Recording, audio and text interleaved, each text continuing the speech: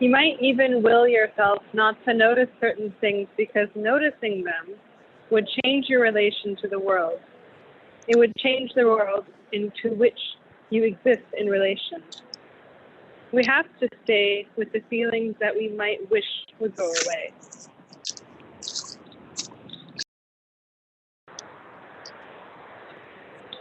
How feral with vulnerability.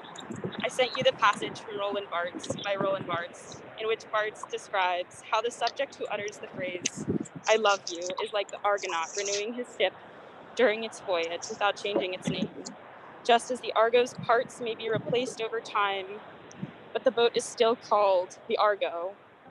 Whenever the lover utters the phrase, "I love you," its meaning must be renewed by each use, as the very task of love and of language is to give to one and the same phrase inflections which will be forever new. And so that idea isn't fully explained, but like exists throughout the whole book. And the idea that like the Argo basically from its beginning to end like becomes a completely different ship because all of the parts are replaced, and so like all of the original parts don't exist anymore, but still it's called the Argo. Yeah.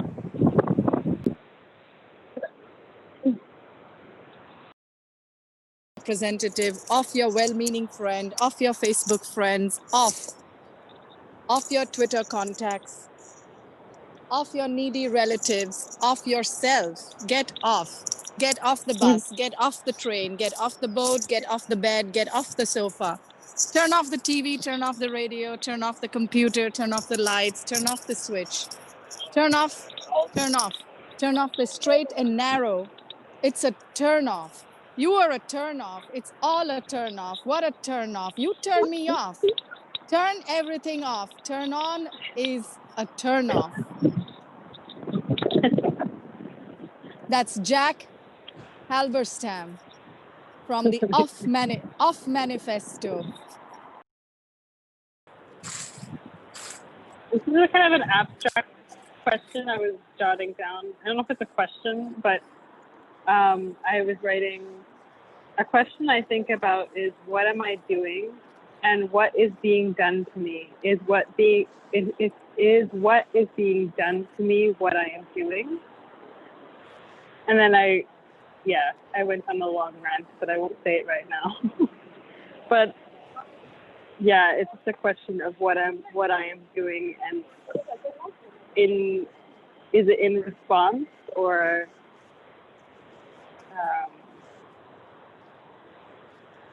I don't know. It's an intermingling of what am I doing and what is being done to me, and how that affects what I am doing.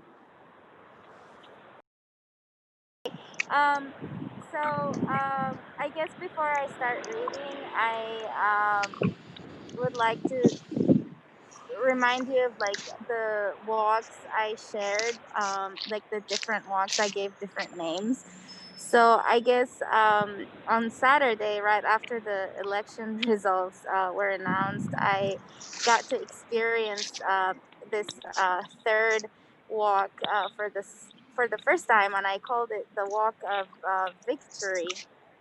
And basically, that particular walk was really important for someone like me who has dedicated many years in academia, like focusing on how to utilize design and architecture to tackle social justice issues and politics, right? And then, of course, I don't know, but you probably don't know that I am one of the people who experienced the aftermath of Trump's executive order and the travel ban. So for me, Saturday was definitely a big day, even though I'm not American, but it was something that I was waiting for so long. And so now, like, I want to share my walk of victory that I experienced on Saturday. So this walk is to celebrate through reflection. Let's take a deep breath as I'm walking now. I think of the final phase of Trump's era, the systematic racism, inequality, racial profiling, and bullying, also police brutality and violent protests that we've all witnessed in the past couple of months. Trump's agenda was set to create a platform that allowed racists to show their faces in public. It has been 4 years for Americans who did not vote for him, but especially challenging for minorities who suffered the most, for children of immigrants, for Mexicans, for Native Americans, for Muslims, and for international. This is the walk of victory to celebrate an end of an era and to raise many questions that post-Trump era needs to tackle and work that needs to be done to salvage what's left. So the question is, what's next?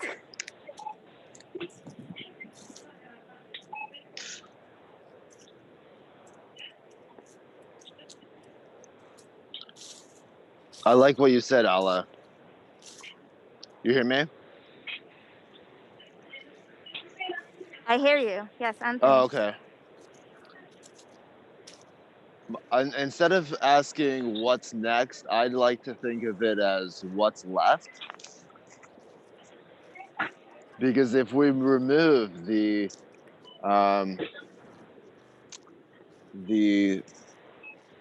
object of our most frontal attack, then one would hope that that does not instill a level of complacency onto society at large. So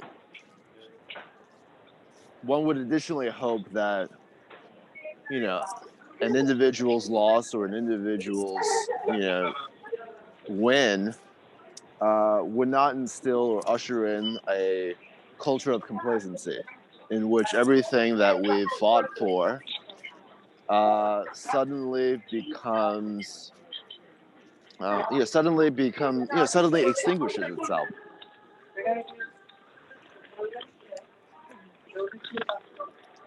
And all the, so-called activists are no longer active.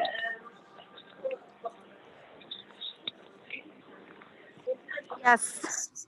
But I appreciate. I agree. Your victory walk. I like your victory walk. Thanks. I mean, it's definitely one of a kind. Yeah, it's definitely what?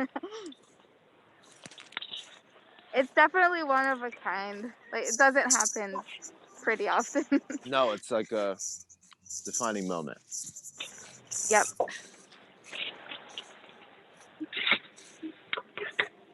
But yeah, thank you for your insight.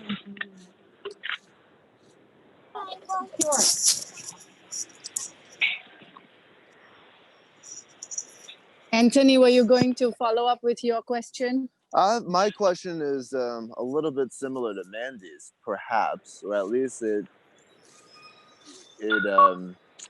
reminds me of some of the thoughts that I've been having, and it has to do with how we might form a proper theory or proper history of wage labor,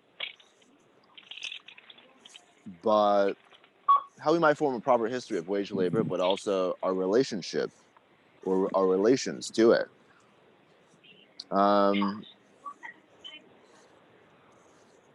So to follow up with the piece that you were reading from, Jaisal, performing wage labor it's not about buying or selling our labor, or about wasting away our waking hours in reproducing everything that makes us unhappy or or miserable.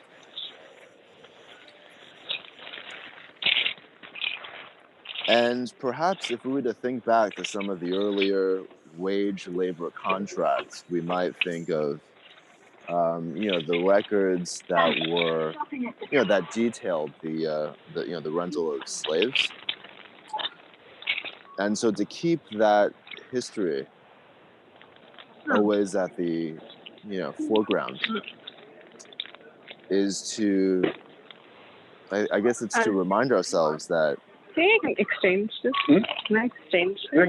Yeah. Is to basically remind ourselves that we're basically in a same sort of arrangement. So that fight that we've... I like that part that you just said, Anthony. We're sort of in the same type of arrangement. Right. Not to disqualify, what slavery means, but just say that the human condition has always been tied up in a sort of,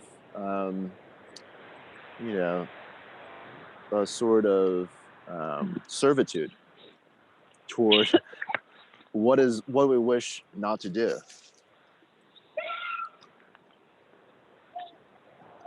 Or, tied up in what actually makes us miserable. What does make us miserable? The idea of being contracted out. Yes, exactly.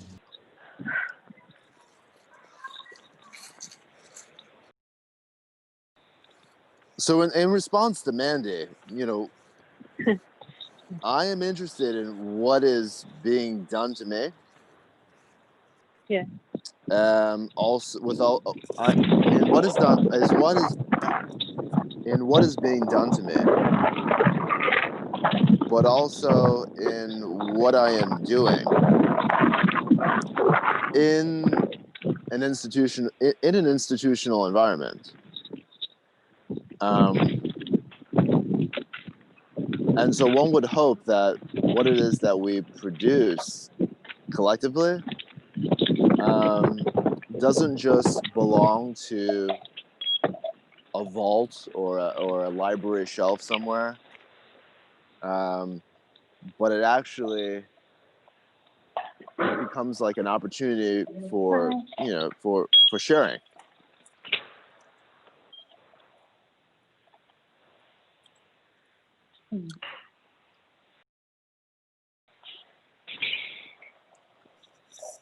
Anthony, that would take a lot of rearrangement of understanding, right? Because for the most part, it is private knowledge. But what you're saying has been turned around for common knowledge, right? Mm-hmm.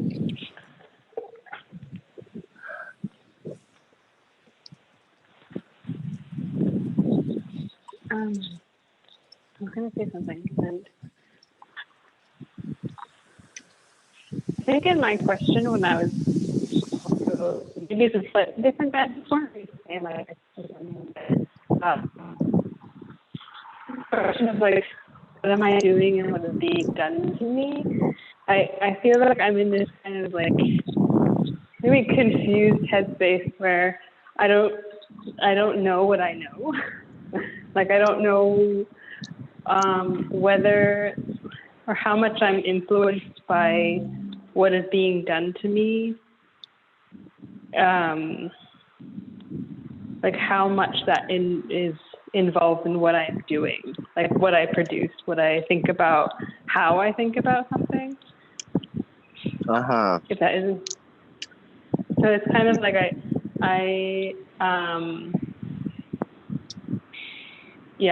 think that there's a space in between that I'm trying to like think about. Also, yeah. Also, just to bring in Allah's point really quickly, we're also uncertain as to what the proper response ought to be, because one might call it a victory walk, but then other people might call it something else. But to me, it's just a giant question mark, because I don't actually know what sentiment ought to be expressed, or how I might choose to think, or what might be done onto us. So it remains a question mark. And so to engage in a victory walk, at least on my end, would just be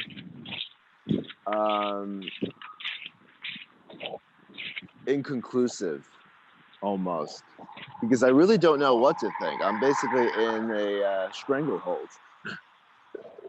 I wonder if, like, Mandy, what you said really, like, struck a chord. That idea of, like, what is that in between? And I'm wondering if that space in between what you're doing and what's being done to you is just like the space of existing, and maybe that's like also the space. It's almost like the passive, not quite passive, but I don't know if you understand what I mean, but like the passive space of existing. It's like a question of agency. Like, yeah. I think maybe that's what it is like, yeah. Like, it's an interesting space that like talks about not quite agency, but like yeah, I don't know, that idea of like passive existence and sort of like active existence, and who has the agency to kind of like actively exist.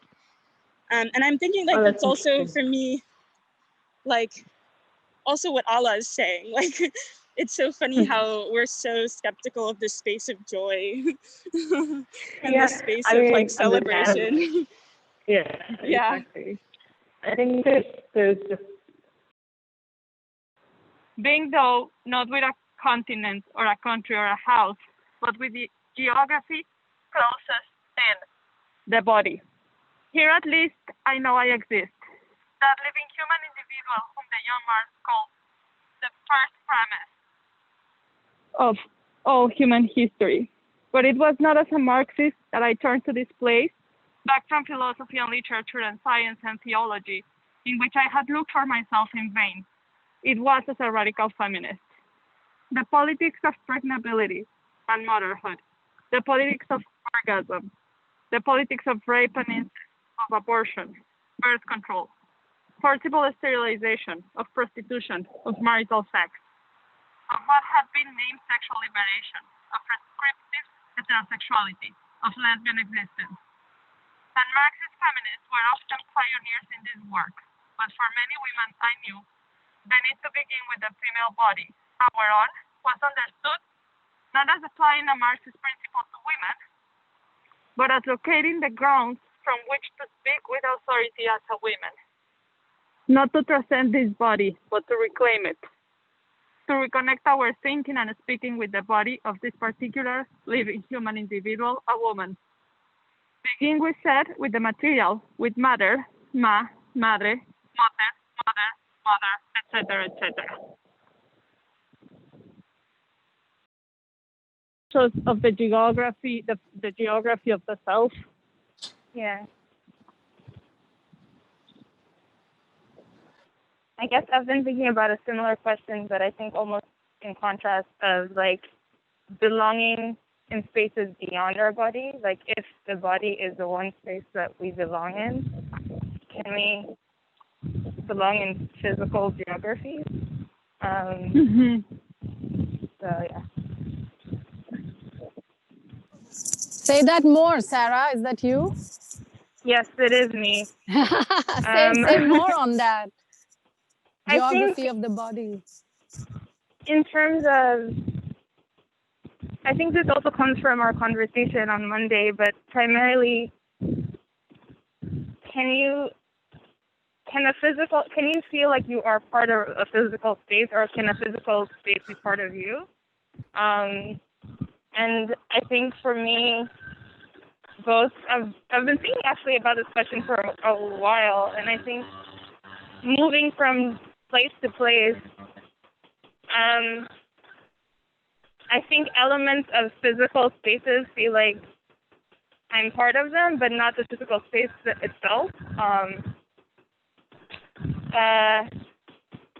Yeah, so I think to me it's just been a thought in terms of how I see thinking about similar things today. Initially, I was going to take a walk somewhere I haven't been before, but then I found myself going to the bridge over here. I don't know if you can see my video. Because there was like this really big moment for me that happened a few years ago at this bridge, and I just found myself coming over here and sitting down and writing. So I feel like for me, the physical space itself was the thing that it sits in my memory and like almost holds those memories for me, like the feeling of touching the stone or the feeling of the train going by, like shaking the whole bridge. Those sorts of things are like running through my mind at the moment. My question for today was, why am I here? And like that, I think that touches upon not only like the sense of place, but just like, why am I here and why am I doing what I'm doing? Anyway, what is something you do because you want to and not have to? Like, for example, you have to eat and you have to sleep and you have to work on your assignments, etc. But what is something that you do for you for no other reason, like without having to have a reason? That's it. Do you have an answer for it? Not yet. A couple of answers, I guess. I don't know. Try. So it's, if you could change something with your imagination, what would you change? I'm curious what motivated that question. Like there's a certain kind of thinking that happens when you're walking. Like just to respond to Alat's comment about wishing that classes were more dynamic because there's just I don't know, just from walking outside and being on my phone, it felt like I was talking to a friend. And so immediately the stakes were changed in terms of how I interacted. So it feels like, I don't know, it could be an interesting format to have a class that way because you're automatically speaking in a different register. Yeah, I totally agree. It also sort of gives you this like total different energy. Like I already feel happier for some reason.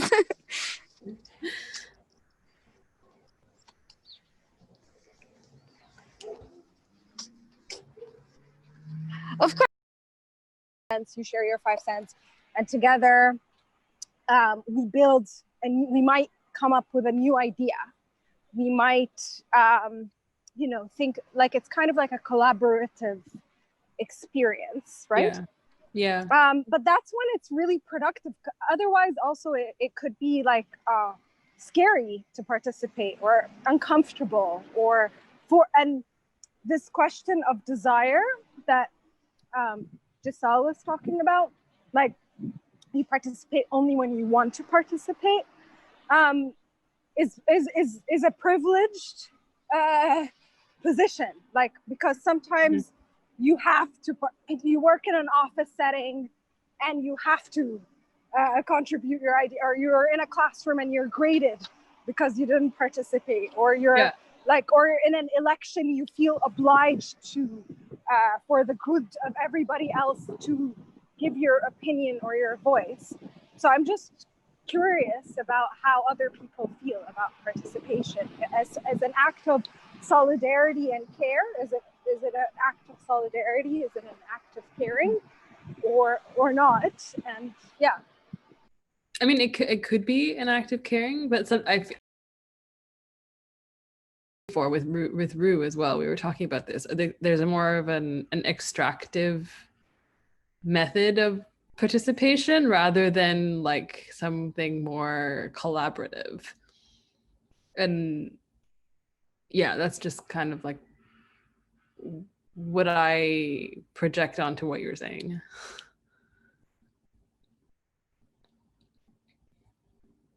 yeah, I've been thinking about that as well lately.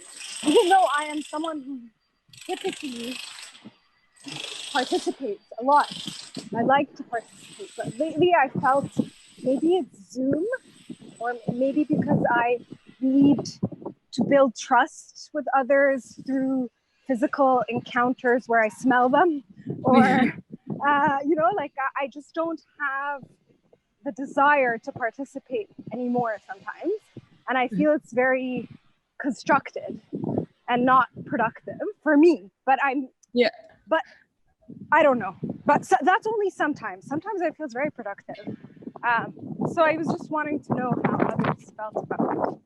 Yeah, I mean, I guess I'm speaking as someone who doesn't participate and feels like usually the pressure of extraction. So I guess. Yeah, that's what I feel now lately. Yes. Yeah. Manar, maybe, I'm sorry I missed some parts of what you asked because I had to say bye to Sylvia and George and I was walking out. But I walked in when you said something about privilege, and then it made me think about that participation is actually a word that actually provokes us because it demands something, right? Yeah. So I like that question, that it's something to do with privilege, but what we are trying to do is turn it around and make it an agency to understand whether, not even to understand, to question, to reflect, to unlearn that privilege, right?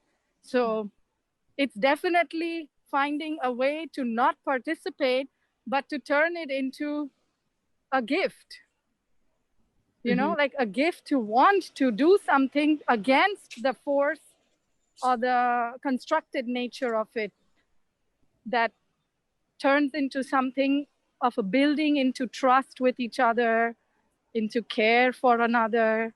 And these are things that don't have that they don't have a set of rules, or one cannot prescribe them. Each one has to find and come to it on their own. So as open and gifting or trusting one can be for whichever context, as time passes, the privilege or the thought of wanting to give and share and care comes. I mean, that's the intention. But I totally understand the problem of forced participation. Yeah, I think when it's also in a class setting where it's being graded, there's a transaction. It's like a transaction. Absolutely. Even when I say that it will be given, that everybody will get an A, it still means that there is a weight of having to show up, because I would like to see you all. So that's also a desire.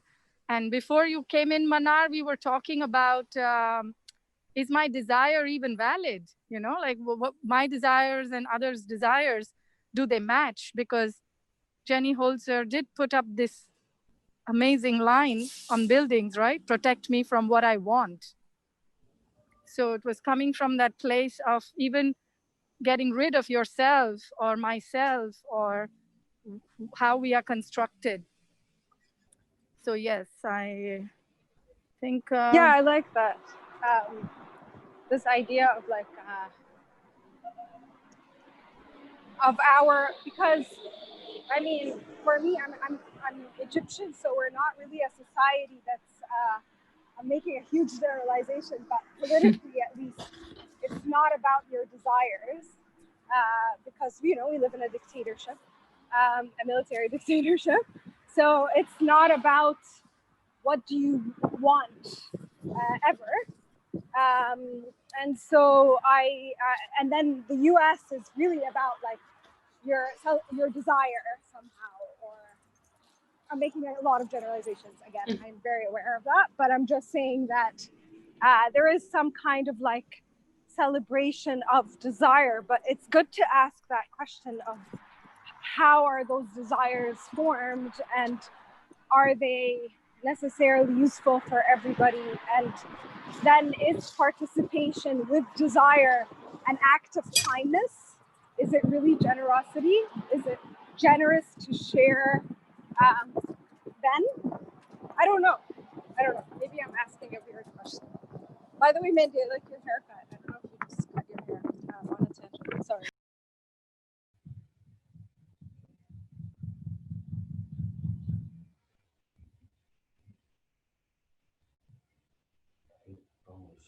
I think it's good.